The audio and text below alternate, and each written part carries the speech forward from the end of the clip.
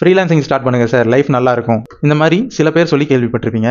நான் அதை ப்ராக்டிக்கலாக இம்ப்ளிமெண்ட் பண்ணியிருக்கேன். இந்த வீடியோவில் நிறைய பேர் சொல்ல மறைக்கிற விஷயம் அண்ட் என்னோட எக்ஸ்பீரியன்ஸை சொல்கிறேன். Hi guys, this is day 61 of documenting my freelancing journey. நான் ஸ்டார்டிங்கில் ஜாபை குவிட் பண்ணிட்டு ஃப்ரீலான்சிங் ஜர்னியை ஸ்டார்ட் பண்ணும்போது இனிமே நமக்கு எந்த அலைச்சலும் இல்லை, ஹெல்த்தியாக வீட்டு சாப்பாடு சாப்பிடலாம், நம்ம போடுற எஃபோர்ட் நம்மளோட செல்ஃப் க்ரோத்துக்காக அப்படின்லாம் ஃபீல் ஆச்சு. அண்ட் அது எல்லாமே எனக்கு கிடைச்சது. ஆனால் இதில் நான் ஃபேஸ் பண்ண ப்ராப்ளம்லாம் என்னன்னா, நமக்கு சேலரி கேரண்டி இல்லை. ஃப்ரீலான்சிங்கில் ஜஸ்ட் 10 டேஸில் 1 lakhம் மேக் பண்ணியிருக்கேன். 1 month 10,000 கூட ஏர்ன் பண்ண முடியாமல் இருந்திருக்கேன். அண்ட் ஃப்ரீலான்சிங்கை எடுத்துட்டாலே நமக்கு சொல்லித்தர எந்த சீனியர்ஸும் இருக்க மாட்டாங்க.